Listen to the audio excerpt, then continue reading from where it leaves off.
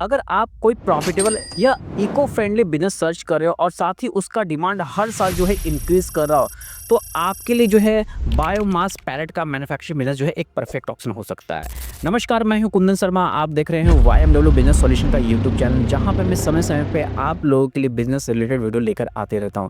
जिन लोगों ने चैनल को सब्सक्राइब नहीं किया, सब्सक्राइब कर लीजिएगा, बेल आइकन प्रेस कर लीजिएगा, ताकि आने वाले जितने भी नए नए वीडियो उसकी नोटिफिकेशन सबसे पहले आप तक पहुंच पाए। चलिए वीडियो को जल्दी से स्टार्ट करते हो, समझेंगे कि बायोमास पैलेट मैन्युफैक्चरिंग का बिजनेस स्टार्ट करते हो तो इसके लिए क्या क्या जरूरी चीज़ें लगेंगी, कितना इन्वेस्टमेंट लगेगा, कौन से मशीन लगने वाला और कितना कमा सकते हो। तो सबसे पहले मार्केट साइज के बारे में बात करेंगे। अगर हम लोग बायोमास पैलेट का अगर इंडिया में मार्केट साइज के बारे में बात करें 2025 का, तो 3000 करोड़ को भी ये क्रॉस कर चुका है और हर साल जो है 15% CAGR से ये ग्रोथ कर रहा है। और अभी के समय में बायोमास पैलेट का जो यूज़ है thermal power plant, brick kiln यानी कि ईंट के भट्टे हो गए, इसके अलावा बहुत सारे इंडस्ट्रियल बॉयलर में जो है कोल की जगह बायोमास पैलेट का ही यूज़ किया जा रहा है, जिसके कारण जो है यूज़ करने से इफिशियंसी बढ़ रहा है और पॉल्यूशन कम हो रहा है। इसके साथ साथ जो है गवर्नमेंट भी यहाँ पे पूरी तरह सपोर्ट करी है बायोमास पैलेट का यूज़ के लिए, क्योंकि गवर्नमेंट इसके लिए स्पेशल जो है नोटिफिकेशन जारी की है। मैं वीडियो के एंड में दिखाऊंगा वो नोटिफिकेशन क्या है और कितने सारे जो है थर्मल पावर प्लांट है जहाँ पे इसका यूज़ कर सकते हैं। तो चलो अब हम लोग यहाँ पे रिक्वायरमेंट के बारे में बात करेंगे। रिक्वायरमेंट के में सबसे पहले जो है लैंड एरिया आपको जरूरत पड़ेगा, डिपेंड करेगा कितने कैपेसिटी का प्लांट सेटअप करना चाहते हो। तो लैंड एरिया यहाँ पे जो है आप 10,000 स्क्वायर फीट का जो है आप ले सकते हो, और यहाँ पे जो है आप खुद का भी ले सकते हो या आप रेंट पे या रजिस्टर लीज करवा सकते हो। और याद रखना कि जो भी आप स्पेस एरिया लोगे वहाँ पे अप्रोचिंग रोड अच्छा होना चाहिए। अगर इंडस्ट्रियल एरिया है तो काफ़ी अच्छा है आपके लिए, अगर एग्रीकल्चर लैंड है तो कोई दिक्कत नहीं, आप उसको कन्वर्ट करके आप वहाँ पे भी सेटअप कर सकते हो। और यहाँ पे जो नेक्स्ट रिक्वायरमेंट है इलेक्ट्रिसिटी की रहेगी। इलेक्ट्रिसिटी जो है यहाँ पे 150 किलोवाट का आप लेके आगे बढ़ सकते हो। अब यहाँ पे जो 150 किलोवाट का जो इलेक्ट्रिसिटी यहाँ पे मैंने कितने कैपेसिटी का प्लांट लिया उसी पे डिपेंड करेगा। तो हम लोग इस वीडियो में जो है 2 टन पर डे कैपेसिटी का प्लांट को हम लोग यहाँ पे कंसीडर करके चल रहे हैं, इसलिए यहाँ पे 150 किलोवाट का आपको इलेक्ट्रिसिटी रिक्वायरमेंट रहेगा। इसके बाद जो तीसरा रिक्वायरमेंट है वाटर की रहेगी। वाटर कितना कंजप्शन होगा ये मैं आपको वीडियो में बताऊंगा, बट यहाँ पे एक एवरेज जो है 1000 लीटर पर डे जो है यहाँ पे कंजप्शन आपका होगा। इसके बाद जो नेक्स्ट रिक्वायरमेंट है मेन पावर का। मेन पावर जो है यहाँ पे आपको जो है डिपेंड करेगा कि आपकी मशीन कैसे, फुली ऑटोमेटिक है, सेमी ऑटोमेटिक है, उसी पे लगेगा, बट स्किल्ड और अनस्किल्ड दोनों यहाँ पे लगने वाले हैं। अब हम लोग यहाँ बात करेंगे रॉ मटेरियल के बारे में, कौन कौन से रॉ मटेरियल लगेंगे। देखो यहाँ पे जो है जितने भी एग्रीकल्चर रेसिड्यू है, चाहे वो राइस हस्क हो गया या स्ट्रॉ हो गया, कॉर्न कॉप्स हो गया, सॉ डस्ट हो गया, वुड चिप्स हो गया, तो ये सारे जो है आप यूज़ कर सकते हो। बट याद रखना कि यहाँ पे गवर्नमेंट का मैंने बताया कि एक नोटिफिकेशन आया, उसको जरूर चेक करना कि उसमें रॉ मटेरियल क्या लिखे हुए हैं, आप उसी से बनाना। देखो यहाँ पे मैं आपको दिखा देता हूँ, आप यहाँ पे चेक कर सकते हो, यहाँ पे साफ साफ शब्दों में लिखा हुआ है कौन कौन से रॉ मटेरियल यूज़ कर सकते हो। देखो यहाँ पे जो एग्रीकल्चर जो रेसिड्यू है यहाँ पे ऑब्टेन फ्रॉम क्रॉप लाइक पेडी, सोया, अरहर, गवार, कॉटन, ग्राम, जवार, बाजरा, मूंग, मस्टर्ड, सीसम, तिल, maize, sunflower, jute, coffee ETC as well groundnut shells भी यूज़ होता है। जो ग्राउंड नट को तोड़ के जो आप निकालते हो ना, उसका सेल्स को भी यूज़ कर सकते हो, कोकोनट सेल का भी यूज़ कर सकते हो, कैस्टर सीड सेल भी यूज़ कर सकते हो। तो वो इतने सारे जो है ना आप एग्रीकल्चर रेसिड्यू यूज़ कर सकते हो क्या, बायोमास पैलेट का मैन्युफैक्चरिंग करने के लिए। क्लियर हो गया। तो यहाँ पे जिस तरह का आप रॉ मटेरियल लोगे उसी तरह से आपका प्रोडक्ट तैयार होगा। देखो यहाँ पे राइस हस्क लोगे तो राइस हस्क यहाँ पे लोगे तो राइस हस्क पैलेट यहाँ पे अलग से बनेगा। सॉ डस्ट लोगे, जैसे लकड़ी जब काटते हो तो उसमें से गुना निकलता है ना, जो सॉ डस्ट जिसको बोलते हैं, तो सॉ डस्ट से बनाओगे तो इस तरह से पैलेट का आपका आएगा। इसके बाद कॉर्न जो कॉप्स होता है, जैसे मकई खाते हो, मकई का बीच वाला जो बच जाता है, उससे बनाओगे तो उसका जो है इस तरह से पैलेट दिखेगा। इसके अलावा स्ट्रॉ से अगर बनाओगे, जो खेत में जो पुआली होती हो, अगर उससे बनाओगे तो इस तरह से आपको देखने को मिल जाएगा। जिस रॉ मटेरियल को लेकर आप जो है बायोमास पैलेट बनाओगे उसी तरह से जो है आपका यहाँ पे प्रोडक्ट दिखने वाला है। अब यहाँ क्वेश्चन हो सकता है कि सर प्राइस अभी क्या चल रहा है रॉ मटेरियल का, तो आप मुझे कमेंट करके बताइए कि आपके एरिया में क्या क्या प्राइस चल रहा है जो मैंने आपको रॉ मटेरियल दिखाया है। अब यहाँ पे नेक्स्ट बात करते हैं लीगल लाइसेंस की। लीगल लाइसेंस तो सबसे पहले जो है आपको कंपनी बनाना पड़ेगा। कंपनी जो है यहाँ पे प्रोप्राइटरशिप बना सकते हो, LLP प्राइवेट लिमिटेड हो गया, पार्टनरशिप कंपनी बना सकते हो। और इसके बाद GST रजिस्ट्रेशन लेना। GST रजिस्ट्रेशन लेने के बाद आपके जो भी लोकल अथॉरिटी होगी वहाँ से एक म्यूनसिपल ट्रेड लाइसेंस आप ले लेना। अगर म्यूनसिपल नहीं होगा तो आप शॉप एंड एस्टेब्लिशमेंट लाइसेंस भी ले सकते हो। इसके बाद जो है उद्यम रजिस्ट्रेशन जरूर लीजिएगा, क्योंकि आप लोन जो है उद्यम रजिस्ट्रेशन के अंदर जो है अप्लाई कर सकते हो, यानी कि MSME के अंदर अप्लाई कर सकते हो। इसके बाद जो नेक्स्ट आपका है यहाँ पे पॉल्यूशन कंट्रोल बोर्ड से NOC ले लेना। क्योंकि पॉल्यूशन कंट्रोल बोर्ड से एनओसी इसमें अनिवार्य किया गया है, तो आप इसको जरूर लीजिएगा। तो ये सारे लीगल लाइसेंस लेके जो है आप यहाँ पे biomass pellet manufacturing business setup कर सकते हो। अब यहाँ पे हम लोग बात करेंगे कौन कौन सी मशीन जो है बायोमास पैलेट के लिए आप यूज़ करोगे, उसका कितना प्राइस है। देखो यहाँ पे जो मशीन की प्राइस है आप यहाँ पे देख सकते हो, मैंने पूरा बाइफर करके बताया है। सबसे पहले जो है यहाँ पे रिंग डाई पैलेट जो है मिल आपको यहाँ पे सेटअप करना पड़ेगा। तो जो भी होगा आप देख लेना, जितना किलोवाट का मतलब जितना कैपेसिटी होगा उसके अकॉर्डिंग ये प्राइस लगेगा। तो यहाँ पे जो है 35 से 40 लाख रुपए आपका जा सकता है। अगर मशीन कैपेसिटी कम हुई, अगर 1 टन पर डे की रहेगी तो वो आपका 25 लाख में भी आ जाता है, मैं क्लियर कर दे रहा हूँ, ठीक है। 20 लाख में भी आ सकता है, डिपेंड करेगा कौन सी कंपनी का मशीन ले रहे हो। वुड क्रशर आपको लेना पड़ेगा रॉ मटेरियल को जो है फाइन पार्टिकल्स बनाने के लिए, अगर ये चाहिए तो। अगर डायरेक्टली आपके पास अगर आता है सॉडस्ट तो उसके लिए फिर कोई दिक्कत नहीं है, आपको ये नहीं लेना पड़ेगा। तो इसके लिए जो है आपको 4 से 5 लाख रुपए लगेगा। रोटरी ड्रायर जो है यहाँ पे लेना पड़ेगा, क्योंकि आपको पता जितने भी रॉ मटेरियल होते हैं सभी में मॉइस्चर कंटेंट होते हैं 10 से 15% का, उसको जो है हटाने के लिए 5 से 6 लाख रुपए का ये मशीन सेटअप करना पड़ेगा। कन्वेयर सिस्टम आपको लगाना पड़ेगा 2 से 3 लाख का लगेगा। इसके वजह फैन ब्लोअर लगाना पड़ेगा, इसका भी जो है 2 से 3 लाख रुपए कीमत है। ऑटोमेशन लुब्रिकेशन सिस्टम आपको सेटअप करना लगाना पड़ेगा, उसके लिए 1 से 2 लाख रुपए लगेगा। और कंट्रोल पैनल में जो है आपका 2 से 3 लाख रुपए लगेगा। अगर टोटल मशीन की बात करें तो 50 से 60 लाख रुपए आपका टोटल मशीनरी का कॉस्ट जाता है। मैंने बता दिया कि मशीन कितनी कैपेसिटी के परचेस करोगे और किस बायस आप ले रहे हो उस पर जो है मशीन कॉस्ट डिपेंड करता है, वेरी कर सकता है कॉस्ट ये। अब यहाँ पे हम लोग समझेंगे कितने नंबर ऑफ मेन पावर जो है आपको अपने बायोमास पैलेट के प्लांट में लगाने पड़ेंगे। तो यहाँ पे जो मैंने बताया कैपेसिटी, उसी कैपेसिटी को लेके चलेंगे। और यहाँ पे अगर हम लोग देखें तो प्लांट मैनेजर 1 रखना पड़ेगा, स्किल्ड ऑपरेटर रखना पड़ेगा, 1 हेल्पर रखना पड़ेगा, पैकेजिंग लेबर 2 रखना पड़ेगा, स्टोर कीपर रखना पड़ेगा और एडमिन स्टाफ रखना पड़ेगा। टोटल नंबर ऑफ जो है स्टाफ कितना 7 लगने वाले हैं। तो अब यहाँ पे नेक्स्ट बात करेंगे कि आपको टोटल इन्वेस्टमेंट कितना लगने वाला है।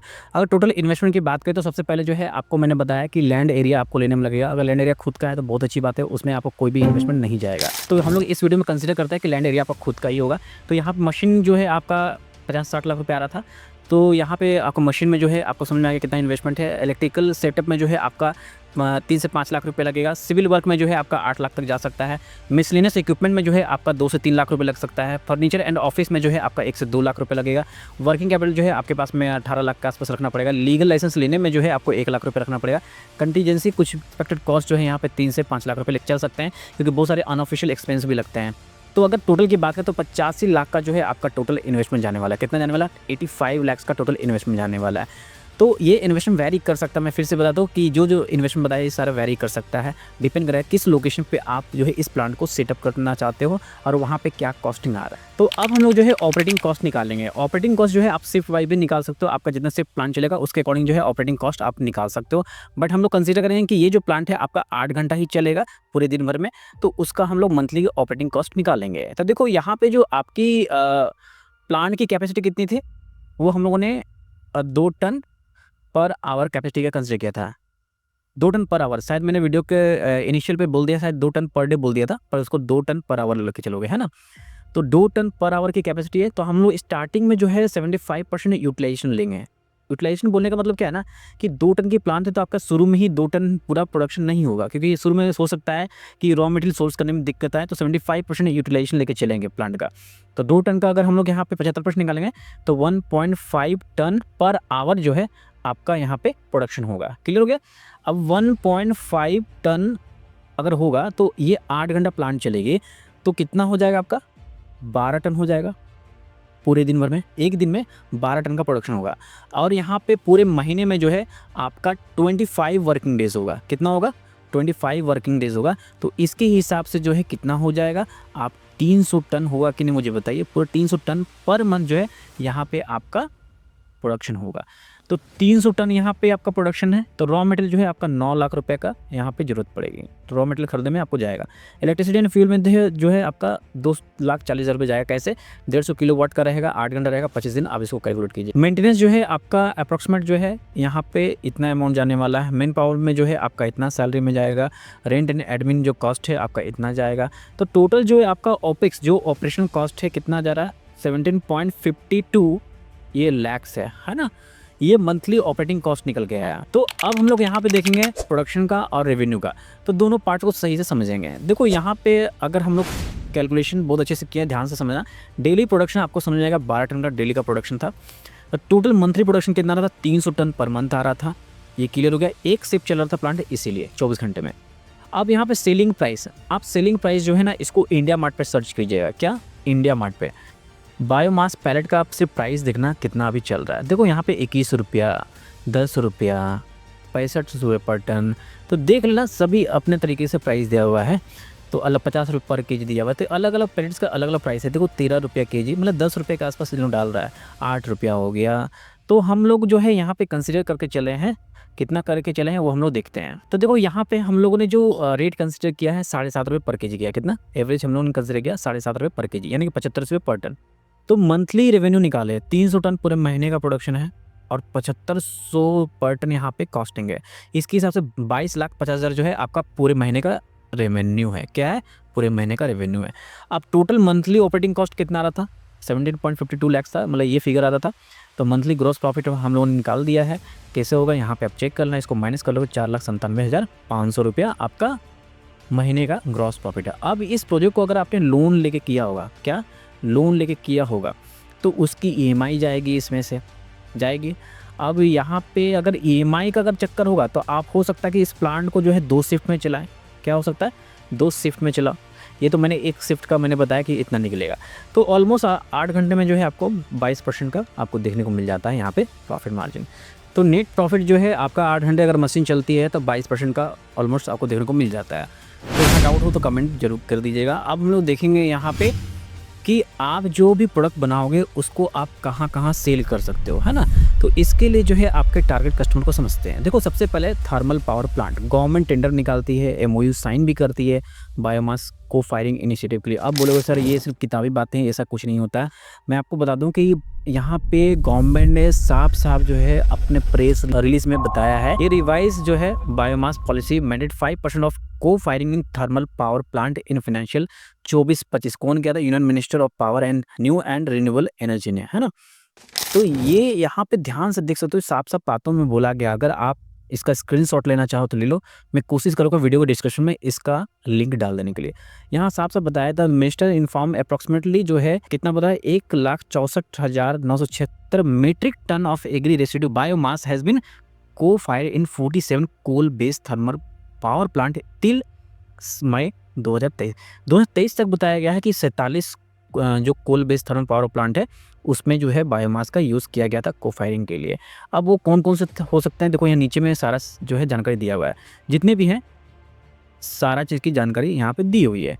तो आप देख लो यहाँ पे उत्तर प्रदेश में जो है इतने सारे आपको दिख रहे होंगे, और हरियाणा हो गया, पंजाब हो गया, महाराष्ट्र हो गया, छत्तीस, सभी स्टेट के लोगों यहाँ पे दिए हुए हैं। झारखंड में जो बड़ा पावर प्लांट है उसमें यूज़ हो रहा है। ये मैंने गवर्नमेंट का रिलीज़ दिखाया जो कि आपके लिए काफ़ी हेल्पफुल होगा। तो यहाँ पे ठीक है।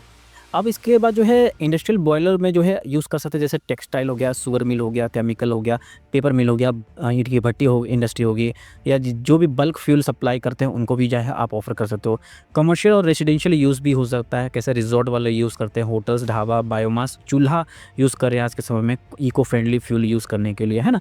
तो ये सारे लोग जो है आपके टारगेटेड कस्टमर होने चाहिए आपके बायोमास पैलेट के। तो यहाँ पे अगर ओवरव्यू अगर प्रोजेक्ट देखोगे तो मैं क्लियर कर दूँ कि यहाँ पे जो प्रोडक्शन कैपेसिटी आपका इतना का था। पैलेट साइज जो है आप 6 से 12 mm का निकाल सकते हैं। कितना निकाल सकते हैं? 6 से 12 mm का। याद रखना कि जो प्राइस है ना पैलेट का वो इसके mm पे भी डिपेंड करता है, कितना साइज़ का जो है आपने पैलेट मैन्युफैक्चरिंग किया है। तो इसलिए जो है इंडिया मार्ट पे जो है आपको अलग अलग साइज़ के जो है दिखेंगे और अलग अलग प्राइस दिखेंगे। तो ये साइज़ जरूर चेक करना। तो आपकी जो मशीन है वो 6 से 12 mm तक की निकालेगी। 16 mm के भी जो है बायोमास पैलेट होगी। तो आप देख लेना जिस तरह का रिक्वायरमेंट है उसके अकॉर्डिंग आप यहाँ प्रोडक्शन कर सकते हो। रॉ मटेरियल मैंने बताया क्या क्या हो सकता है, टारगेट कस्टमर बता दिया, लोकेशन बता दिया। ये तो लोकेशन मैंने अपने हिसाब से लिखा है। तो ये जो है आपका प्रोजेक्ट ओवरव्यू था। तो यहाँ पे अगर किसी तरह कोई डाउट हो तो कमेंट जरूर कीजिएगा, और इसकी अगर पूरी तरह सपोर्ट चाहिए इस इंडस्ट्री के लिए तो डेफिनेटली आप जो है हम लोगों से प्रोजेक्ट रिपोर्ट और साथ ही जो है आप सेटअप भी करवा सकते हो। मैं झारखंड बिहार दोनों जगह पे सर्विस देता हूँ। और लीगल लाइसेंस अप्लाई करना है तो दिए गए नंबर पर कॉल कीजिएगा। YMW फाइनेंशियल सर्विसेज के माध्यम से आप सारे लीगल लाइसेंस ले सकते हो। तो बस आज के लिए इतना ही रखते हैं इस वीडियो में। धन्यवाद। जय हिंद।